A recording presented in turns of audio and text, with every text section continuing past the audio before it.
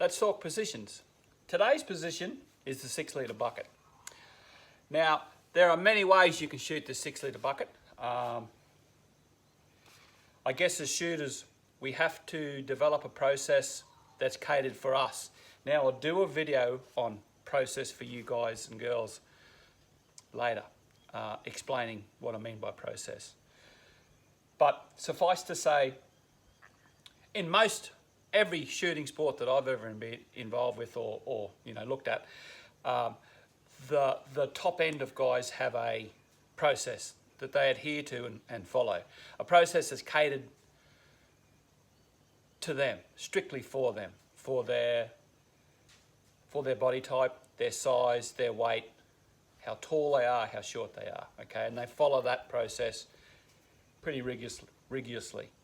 Now, the 6 litre bucket is a hard one because it's just off prone. You could shoot it modified prone.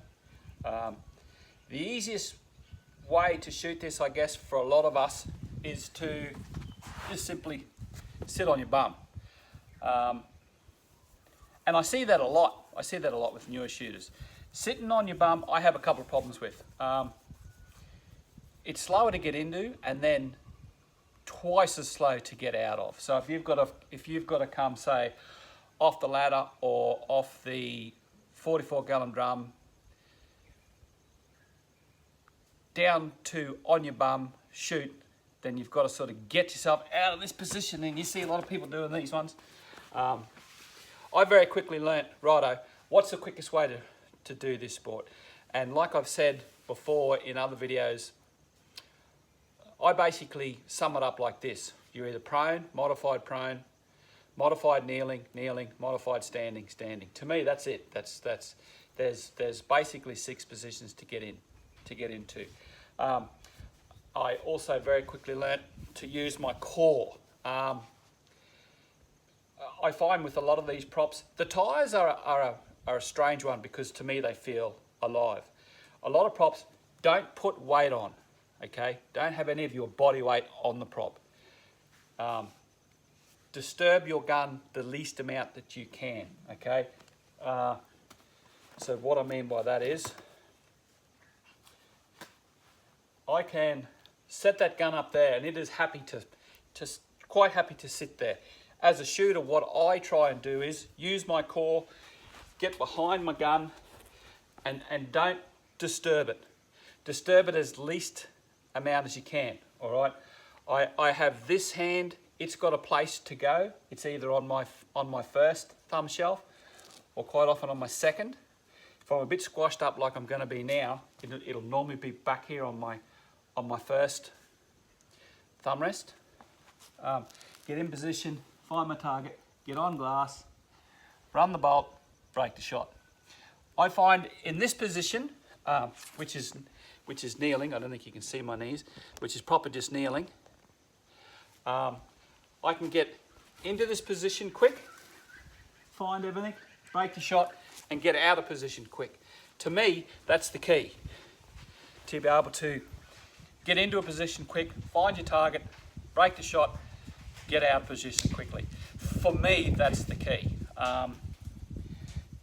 So I normally, if I'm not prone, I'm kneeling. Normally kneeling, what I call both knees down. That's my take on the 6 litre bucket. Hope you enjoyed it. So that's talking about the position that you're in. Let's think about our gear. So normally, with my bag, let me just stow this. With my bag, with the smedium, just be aware there's a couple of ways you can use your smedium, okay? Don't get into the habit of just using it one way, which I call tips down, okay? There's many, many other ways you can use that bag. That way, that way, that way, that way, okay? I think people get pigeonholed into not thinking about how they can properly utilize their gear. For me, normally, my rule of thumb is if that bag's not going over something, then I've normally got it tips up. And certainly in this case, I find with the 6 litre bucket, that's the best way to run my gear, because with the tips up and fairly well full of sand, I can put my gun on it, push into my barricade stop. This is reverse, but I'll do it for a right-hander. And then I grab tip and then put my thumb on my thumb rest. So I'm supporting that gun with my, in my case, my left hand. So I grab tip, bag, got to be careful how you say that. I grab bag and gun. Now that gun is supported. I can really grab down on that and run my bolt, and my gun won't be disturbed. Okay, don't be one of these shooters that gets pigeonholed. I see when I go away. I can see that people don't think about how can I better utilise my gear to get better accuracy results. Okay, hope that helps.